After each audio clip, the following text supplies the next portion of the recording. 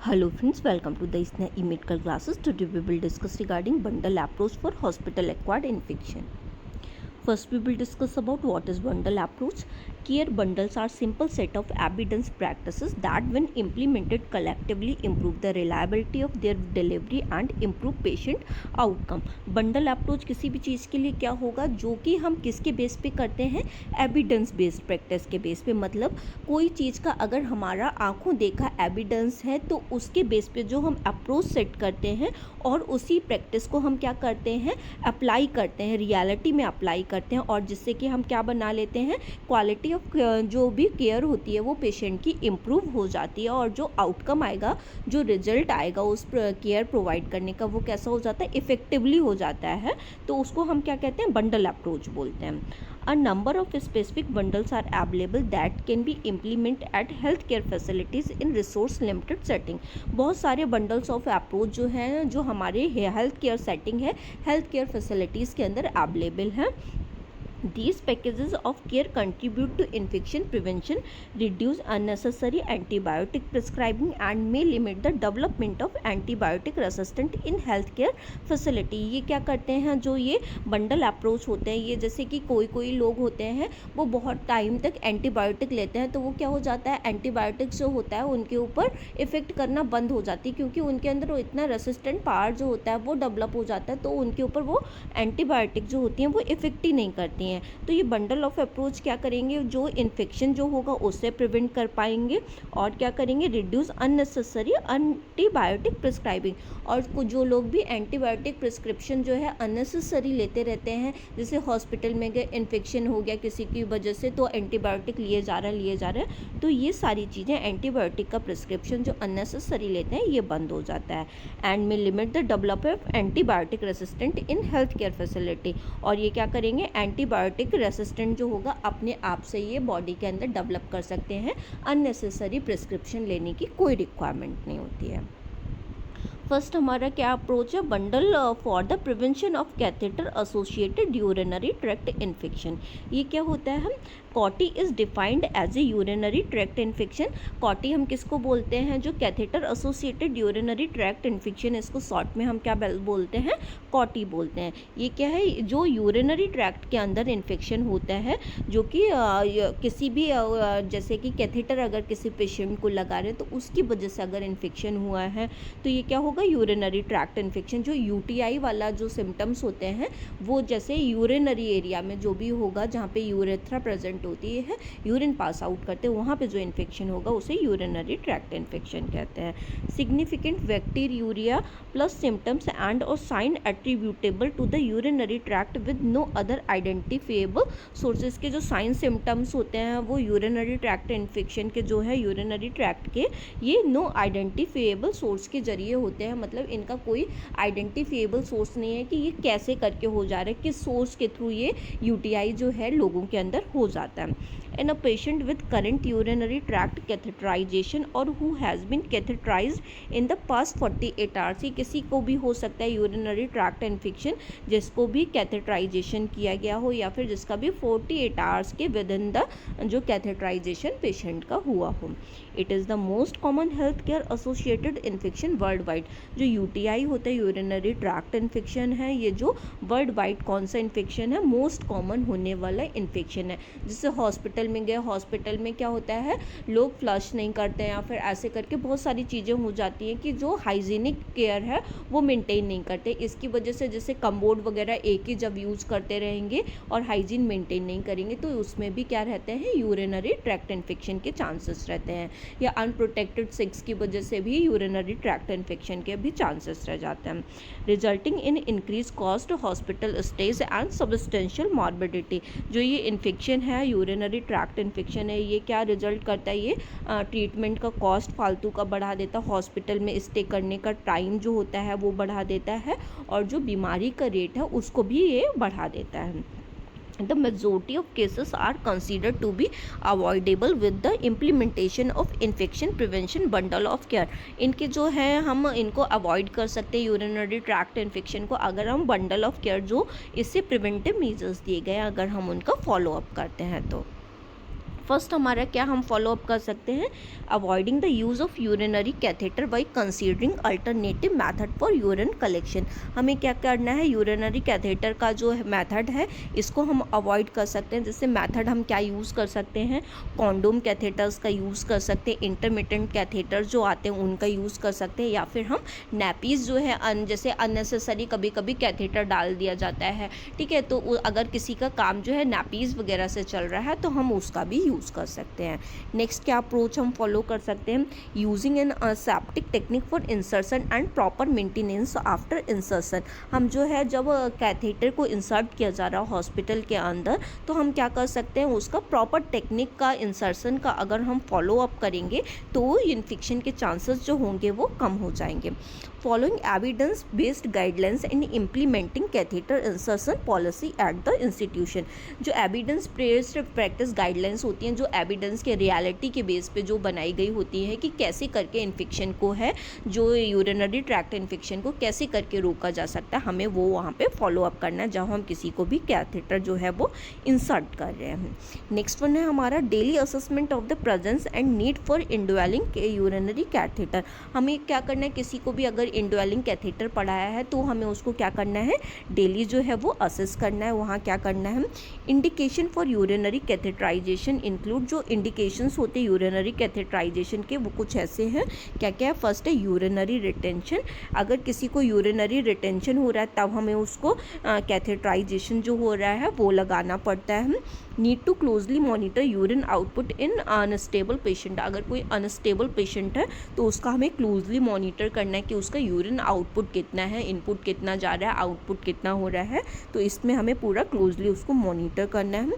To assist perineal wound care. अगर किसी को पेरिनियल एरिया पे कुछ भी वूंड वगैरह प्रेजेंट है तो उसका भी हमें असिस करना है। तो अगर हम इस चीज़ को डेली असिस करेंगे, जब उसको इंडवेलिंग कैथेटर लगा हुआ है तो कोई भी इन्फेक्शन होगा तो उसको हम क्या कर सकते हैं, ईजिली फाइंड आउट कर सकते हैं।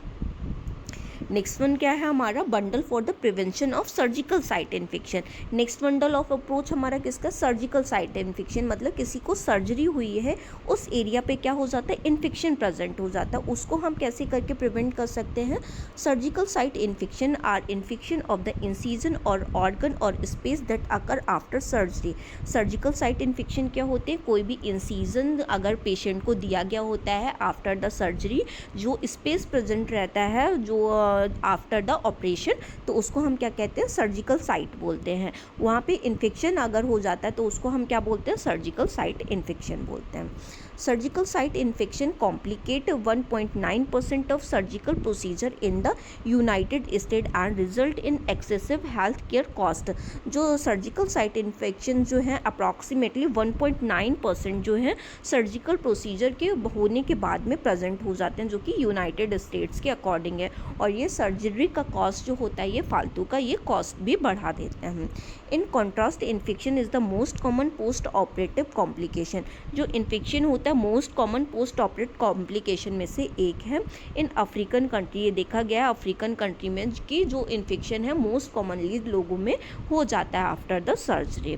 Occurring in 10% of the procedure, it is associated with in 9.7 case fertility rate. और अफ्रीकन कंट्री में ये भी देखा गया है कि जो 10% केसेस हैं जिनमें से 9.7% जो है वो फर्टिलिटी रेट उनका इंक्रीज रहता है। It has been estimated that approximately half of surgical site infection are preventable। ये भी देखा गया है कि जो सर्जिकल साइट इन्फेक्शन जो हैं इनमें से हाफ ऑफ केसेस क्या है, इनको हम ऑलरेडी कुछ मेजरमेंट्स ऐसे होते हैं उनको हम फॉलो अप करके जो सर्जिकल साइट इन्फेक्शन है उसको हम प्रिवेंट कर सकते हैं। The following evidence-based intervention should be provided as part of bundle of care prevent surgical site infection। अगर हम पेशेंट को फॉलो अप करेंगे, जो सर्जिकल साइट इन्फेक्शन से कुछ ऐसे मेजरमेंट होते हैं, ऐसे इंटरवेंशन होते हैं, अगर हम इसका फॉलो अप करेंगे जब उसकी सर्जरी हुई है तो हम उनसे प्रिवेंट कर सकते हैं। वो क्या क्या होते हैं, फर्स्ट वन है हमारा administration of parental antibiotic prophylaxis. हमें जब पेशेंट का सर्जरी हुआ है तो उसको हमें एंटीबायोटिक थेरेपी जो है वो प्रोवाइड करनी होती है। इसमें हम क्या प्रोवाइड कर सकते हैं, antibiotic prophylaxis should be administered within 60 minute prior to the incision including for caesarean section. जो एंटीबायोटिक प्रोफाइलेक्सिस जो थेरेपी होती है, एंटीबायोटिक थेरेपी, उसको हमें 60 मिनट पहले प्रायर टू द इंसीजन, जब पेशेंट को इंसीजन लगने वाला है, जो कट लगने वाला उसके 60 मिनट पहले हमें उसको क्या देना है, एंटीबायोटिक थेरेपी देने लगनी है। जो सिजेरियन सेक्शन होते हैं, इवन जो मदर का बेबी को आउट करना होता है सिजेरियन सेक्शन के थ्रू, कट के थ्रू, ऑपरेशन के थ्रू, तो उसमें भी क्या होती है, एंटीबायोटिक थेरेपी जो है वो 60 मिनट पहले स्टार्ट कर देनी चाहिए। Redosing is recommended for prolonged procedure and in patient with major blood loss और एक्सेसिव बर्न। हमें क्या करना है, रीडोज है पेशेंट का, वो प्लान अप करना है कि उसको हम रीडोज कर सके, मतलब दूसरी बार उसको डोज दे सके और उसका अलग से प्लान आउट कर सके।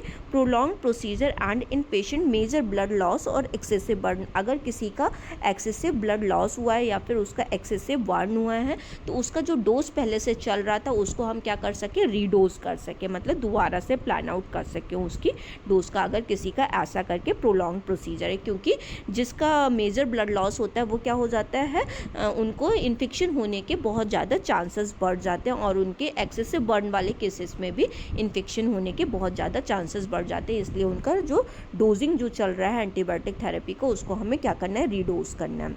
Patient should be washed with soap और antiseptic agent within a night prior to surgery. Patient को वॉश करना है, जो कि एंटीसेप्टिक एजेंट के थ्रू करना है। जब उसका सर्जरी होने जा रहा है उसके 1 नाइट प्रायर उसको अच्छी तरीके से वॉश आउट करवाना है, और अगर मॉर्निंग में भी अगर सर्जरी जो है तो उसका हमें क्लीन अप अच्छी तरीके से कर देना है। Avoid hair removal, use electric clippers if necessary. उसका हेयर रिमूवल है जो वो अवॉइड करना है। हमें क्या करना है, जो इलेक्ट्रिक क्लिपर्स आते हैं, ये अगर हम हेयर रिमूवल करते हैं तो ज़रूरी नहीं होता है कि लोग जो है वो बहुत अच्छी तरीके से हाइजीन मेंटेन करके ही उसका हेयर रिमूव कर रहे हैं। तो जो इलेक्ट्रिक क्लिपर्स आते हैं, जो क्लिप कर दिए जाते हैं हेयर उसके, उससे हमें क्लिप कर देने हैं अगर वहाँ पे नेसेसरी हो रहा है तो।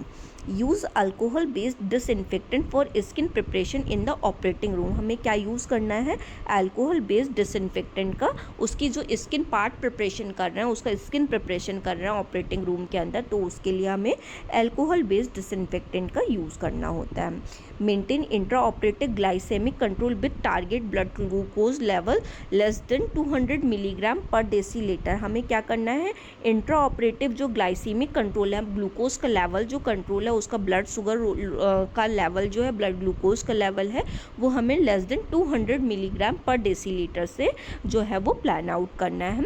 मेंटेन प्री ऑपरेटिव नॉर्मोथर्मिया, हमें उसका ये भी मेंटेन करके रखना है कि हम ये कोशिश करेंगे, एम रखेंगे कि उसको नॉर्मल टेम्परेचर जो है उसका लेवल का है, और नॉर्मल टेम्परेचर का लेवल जो है वो आफ्टर द ऑपरेशन जो है वो मेंटेन किया जा सके, या फिर पेरी ऑपरेटिव, जब प्री ऑपरेटिव केस में भी इंट्रा ऑपरेटिव और आफ्टर द प्रोसीजर इसको हम नॉर्मोथर्मिया जो उसका नॉर्मल टेम्परेचर है उसको हम मेंटेन कर सकें।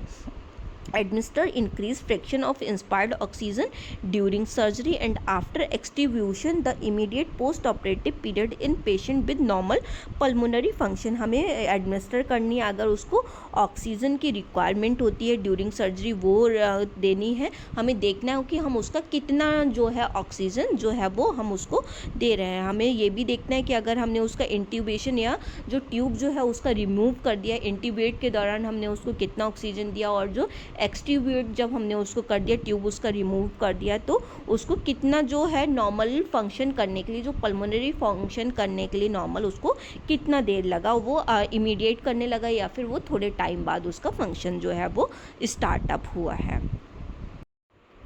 नेक्स्ट वन है हमारा bundle for the prevention of ventilator associated pneumonia. जब पेशेंट जो वेंटिलेटर पे होता है तो उसकी निमोनिया होने के चांसेस जो होते हैं, वेंटिलेटर एसोसिएटेड निमोनिया होने के चांसेस जो होंगे वो बहुत ज़्यादा इंक्रीज़ हो जाते हैं। तो वेंटिलेटर एसोसिएटेड निमोनिया क्या होता है, ventilator associated pneumonia defined as new pneumonia occurring more than 48 hours after endotracheal tube intubation.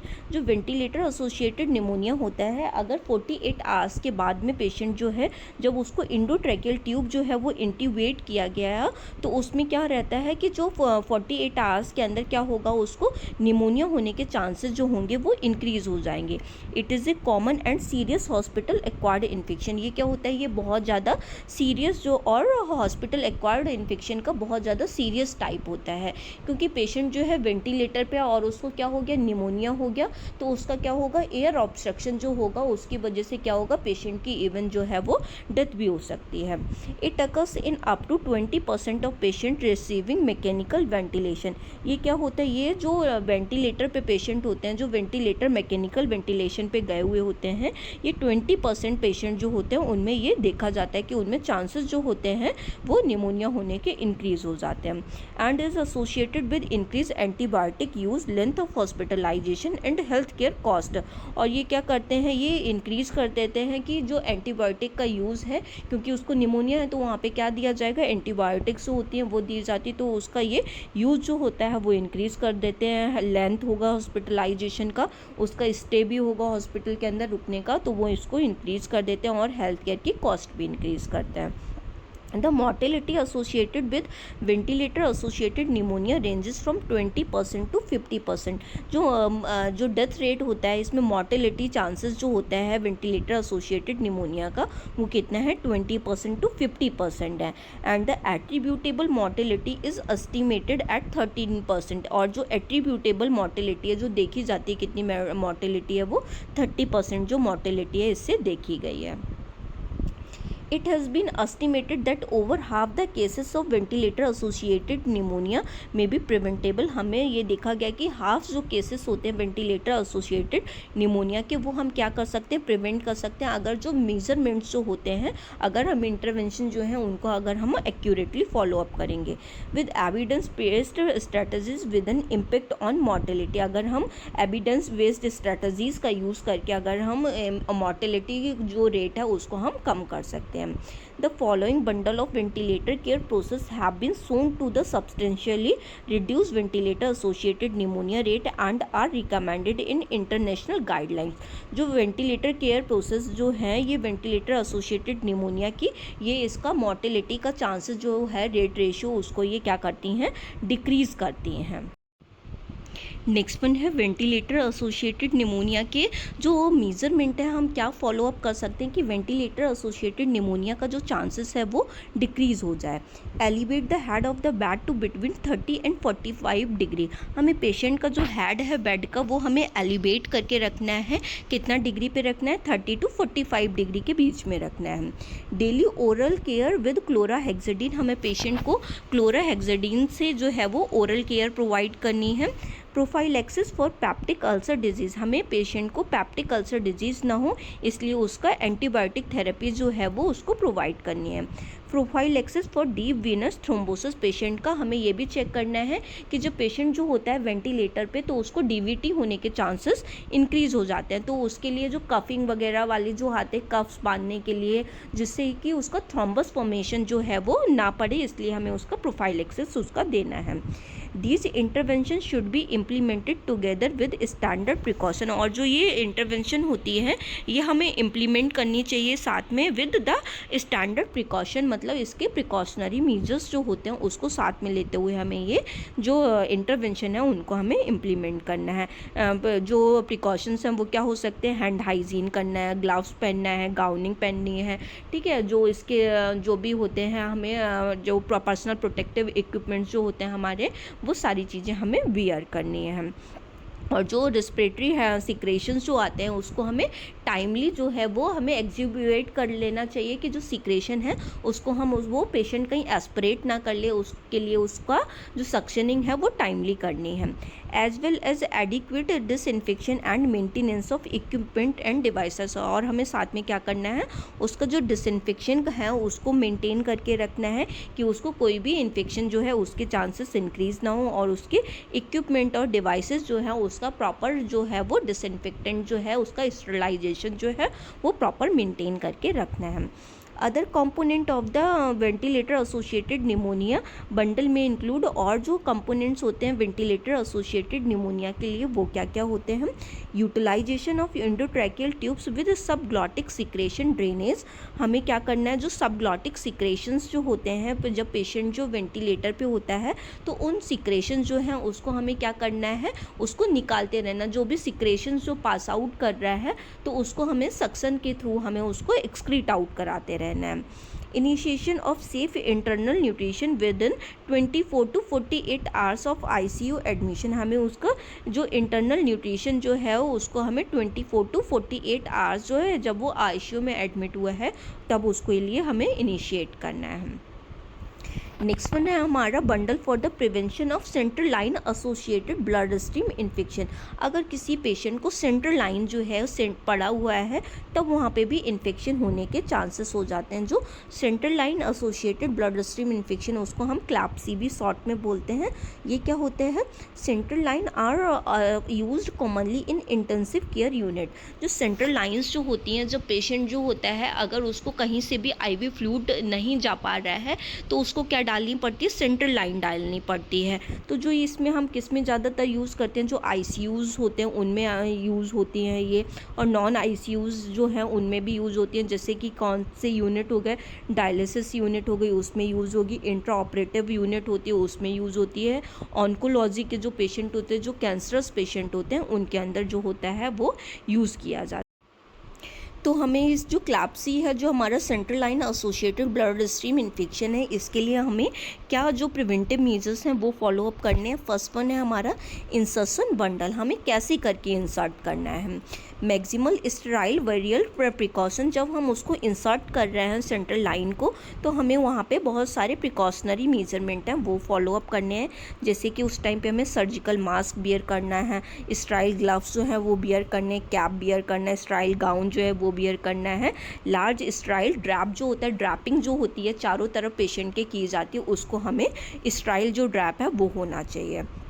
Next one है हमारे skin cleaning with alcohol based chlorhexidine, हमें उसका जो पार्ट का प्रिपरेशन कर रहे हैं, जब हम उसको सेंट्रल लाइन डालने जा रहे हैं तो उसका जो अल्कोहल बेस होनी चाहिए, जो कि हम किससे करनी है, हमको क्लोरोहेक्साडिन के सॉल्यूशन से करनी है, और हम इसको आयोडीन सॉल्यूशन से भी कर सकते हैं। Avoidance of the femoral vein for central venous access in adult patient, हमें जो फीमोरल वेन होती है वहाँ पे जो है वो चांसेस होते हैं बहुत ज़्यादा इन्फेक्शन होने के लिए, तो फिर हमें क्या करना है, फीमोरल वेन जो है उसको हमें अवॉइड करना है। Use of subclavian rather than jugular vein, हमें क्या करना है, सबक्लेवियन जो वेन होती है उसका हमें ज़्यादातर यूज़ करना है, हमें उसके कंपैरिजन में जुगुलर वेन के कंपैरिजन में सबक्लेवियन वेन का जो है वो ज़्यादा यूज़ करना है। Next one, dedicated staff for central line insertion and competency training assessment, हमें देखना है कि जो स्टाफ है वो कैसा होना चाहिए, फुली ट्रेंड होना चाहिए और डेडिकेटेड स्टाफ होना चाहिए कि वो अच्छी तरीके से सेंट्रल लाइन जो है वो डाल सकता है कि नहीं डाल सकता, उसमें वो कॉम्पिटेंट होना चाहिए। स्टैंडर्डाइज इंसर्शन पैक्स, जो हम इंसर्शन पैक्स जो यूज़ कर रहे हैं सेंट्रल लाइन के लिए वो कैसे होने चाहिए, स्टैंडर्डाइज्ड होने चाहिए। वो किसी अच्छी एजेंसी या जो बॉडी होती है उसको बनाने के लिए वो कैसी होनी चाहिए, स्टैंडर्डाइज्ड बॉडी होनी चाहिए। नेक्स्ट वन हमारा मेंटेनेंस बंडल। मेंटेनेंस बंडल क्या है, जब उसको सेंट्रल लाइन पड़ गया तब हमें उसको कैसे करके मेंटेन करना है जब उसको सेंट्रल लाइन पड़ा हुआ है। Daily review of the central line necessity, हमें जो सेंट्रल लाइन है उसकी डेली की नेसेसिटी क्या है, कब हमें उसको क्लीन करना है, कितने टाइम में क्लीन करना है, तो हमें ये सारा चीज़ों का रिव्यू करता रहना चाहिए डेली बेसिस पे। Prompt removal of unnecessary line, अगर पेशेंट को कोई भी अननेसेसरी लाइन पड़ी है तो उसके क्या हो जाता है, अगर वेन में कोई भी लाइन पड़ी है तो इन्फेक्शन होने के चांसेस जो होते हैं वो इंक्रीज़ हो जाते हैं, तो हमें उसका क्या कर देना चाहिए, उसको जो अननेसेसरी लाइंस पड़ी हैं उसको रिमूव कर देना चाहिए। Disinfection prior to manipulation of the line, सबसे पहले अगर हम उसमें लाइन में कुछ भी आईवी फ्लूइड वगैरह देने जा रहे हैं, कोई भी फ्लूइड देने जा रहे हैं, कोई भी इंजेक्शन देने जा रहे हैं, तो सबसे पहले हमें क्या करना है, वहाँ पे देख लेना है कि वो डिसइंफेक्टेंट है कि नहीं है, उसको अच्छी तरीके से हमें डिसइंफेक्टेंट कर देना चाहिए। Daily chlorhexidine washes in ICU patient, patient more than 2 months, अगर कोई भी पेशेंट है आईसीयू के अंदर जिसको मोर देन 2 मंथ्स हो गया तो हमें क्या देना है, उसको डेली बेसिस पे क्लोरोहेक्साडीन का वॉश देना है। Disinfect catheter, hubs, ports, connector etcetera before using the catheter, अगर हम उसका कैथेटर जो है वो यूज़ करने जा रहे हैं तो उसे हमें अच्छी तरीके से, जो भी कैथेटर हब लगा हुआ उसको कोई भी पोर्ट लगाया, कनेक्टर लगाया, ये सारी चीज़ों को हमें अच्छी तरीके से डिसइंफेक्टेंट करना है।